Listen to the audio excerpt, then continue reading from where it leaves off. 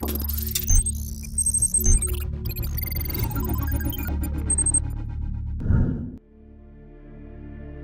BMW 2 Series is in its second generation, and the car you see on your screens is the first model to be introduced in this new generation cycle. The first ever four-door sedan that assumes the guise of a four-door coupe body style. The 2 Series Gran Coupé is a first then for BMW. The 2 Series family always had a traditional two-door coupe and convertible, and its potent M avatar, a 5-door MPV that was later stretched to a longer 7-seater version. But the Gran Coupe is new to this gen. In markets like China, BMW has had a 1 Series sedan in the past, and India never got that. So this makes the 2 Series Gran Coupe, or 2GC, the smallest entry sedan ever in BMW India's lineup. The car may not quite be its lowest entry price point in the market, as the X1 compact SUV does start lower, but given the reputation of BMW as a brand still rests with its sporty sedans, the 2GC becomes significant. Boy, does that color pop! Misano Blue Metallic is what it's called, and no prizes for guessing. I love it. I absolutely love it. It's great on this green backdrop as well.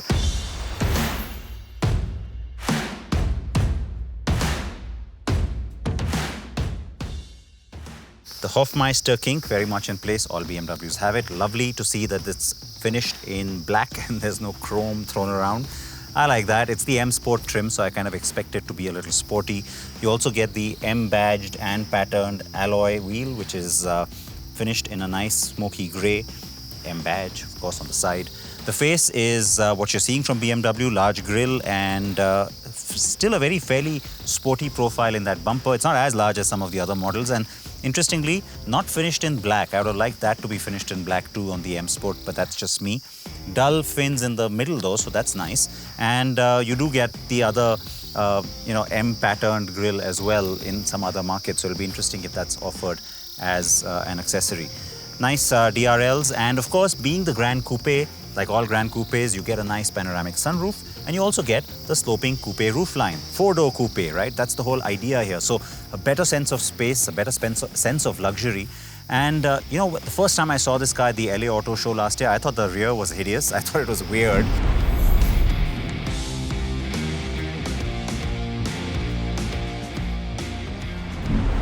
But spending some time with it and seeing it out, in nature, in the real world, I have to say it's kind of grown on me, and I'm surprised by that because it does have a lot of weight and heftiness to it, and yet that's broken up by all these vertical and horizontal surfaces and a very sexy, nicely finished LED tail light. That's also always on, and it just adds a lot of character to the car. So yeah, it's a good looking car, especially for someone who wants to step into that BMW family. It gives you that sense of refinement, the sense of classic BMW design, great finish, and a very sporty characteristic. So it is an attractive car and will get you the attention you may want. And yet it is not flashy or flamboyant, especially in the face. The frameless doors are a nice Gran Coupe prerequisite.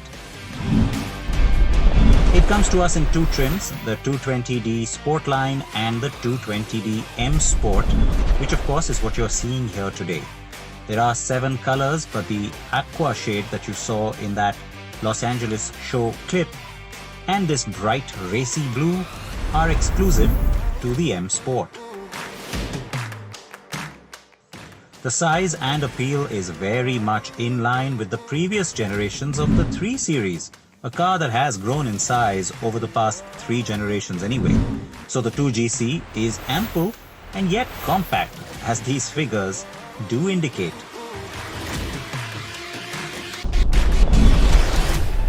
The dimensions will surprise you inside too, but I will get to that later.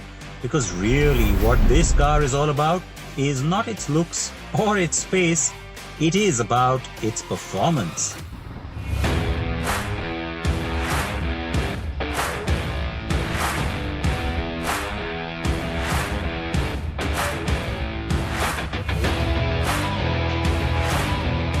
The car comes to us in petrol and diesel avatars. The latter has arrived first and is being assembled locally at the BMW India plant in Chennai. The petrol will get here in a few months.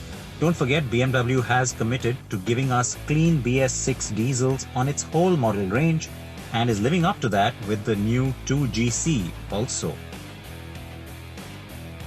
The twin-power turbo 4-cylinder engine is very familiar and its figures are ample for sure, especially given the car's size and weight. The torque converter gearbox is also familiar territory indeed. And yes, before you ask, it does come with paddle shifters as standard across the two variants. The 2 Series is built on the brand's UKL front-wheel drive modular platform, so like the X1 and the Mini Countryman, it does get an X-Drive or all-wheel drive version in Europe. India will only get the 2-wheel drives. Even the petrol that we'll get will be the 220i, which will use the same 2-litre 189 bhp engine as the X1 does. It will also likely get the 7-speed Steptronic transmission. Expect that to launch by the year end. Now, a lot of you reacted on social media saying, hey, how come this is a diesel? I mean, you're talking about it being a sporty car and then diesel. Well, I mean, firstly, with BMW, that should not surprise you at all because we've had tons of sporty diesels from BMW in the past. And the good part for those who like diesel, we will continue to have them in the future too. Because don't forget, BMW has been very clear about going BS6 with diesel.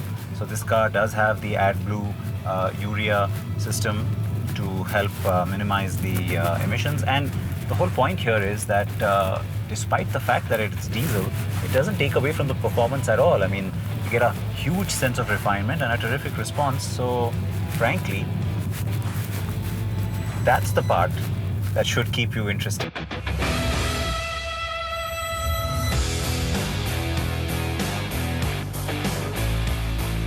And that is really the headline with the 2GC.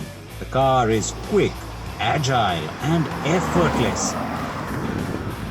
That it retains the BMW driving character despite being a front-wheel drive architecture model is remarkable. There is a carryover from the BMW I brand's i3 to the 2GC. The ARB, or Actuator Contiguous Wheel Slip Limitation System, helps with reducing wheel slip, provides more traction, and works with the DSC, or Dynamic Stability Control System, to help cut understeer. This also helps with superb cornering and more controlled acceleration, especially in wet conditions. The ample torque on the diesel only adds to that.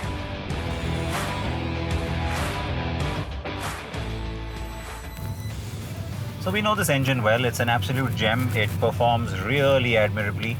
It's only at low speeds, especially in city traffic, that you get a tiny sense of lag from it. But otherwise, boy, does it roar. And you know what? It even sounds really nice, which for a sports sedan is always good. Like that.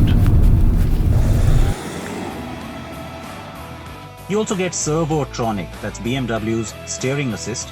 There's cornering brake control, traction control, and electronic differential lock control, all as standard. The car's steering is excellent, both in feel and on-road performance.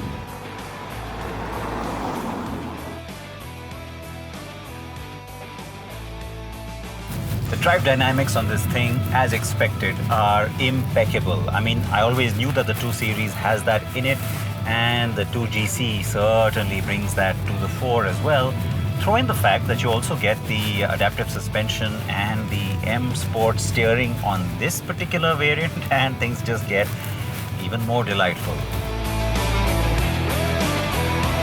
The 2GC comes with the usual drive modes: Sport, Comfort, and Eco Pro.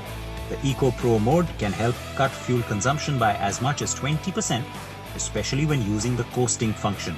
And what is nice is, like all new BMWs, you can set individual preferences and tweak those modes to your liking to be either more or less aggressive. I stayed in Sport, thank you very much.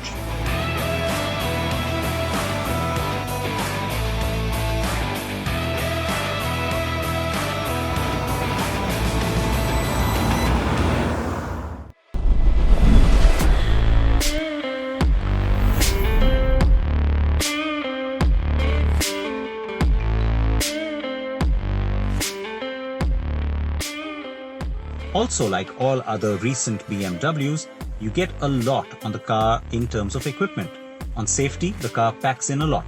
6 airbags, ISOFIX child seat mounts, 3-point seat belts for all 5 occupants, ABS or anti-lock brakes, stability and traction control that I already mentioned, run-flat tires and tire pressure monitoring, and a lot more. These are all standard across both variants. The India spec is also loaded on features, especially this M Sport trim. There is a 10.25-inch touchscreen that is angled towards the driver. It's standard, and it gives you the latest iDrive interface, the choice of Apple CarPlay and Android Auto, and you can connect your phone wirelessly to the system, which is great. A wireless charger. Gesture control is standard on the M Sport. The live cockpit or virtual instrument cluster with its 7-inch screen is standard on both variants. The ambient lighting is pretty cool, as it also includes these patterned strips on the dash and door.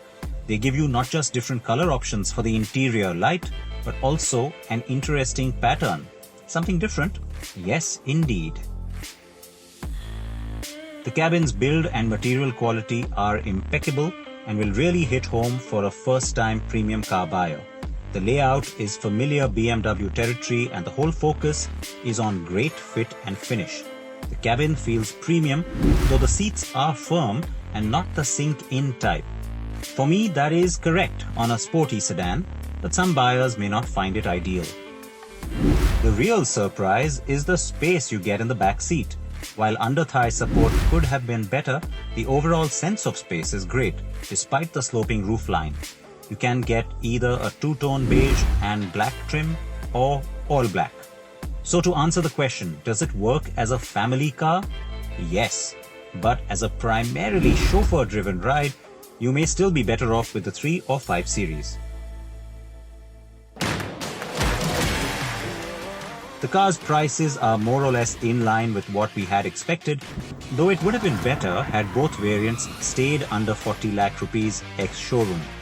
The X1 then remains the least expensive model to step into the BMW family, but the 2 Series will likely be seen as the true entry BMW because of its performance prowess.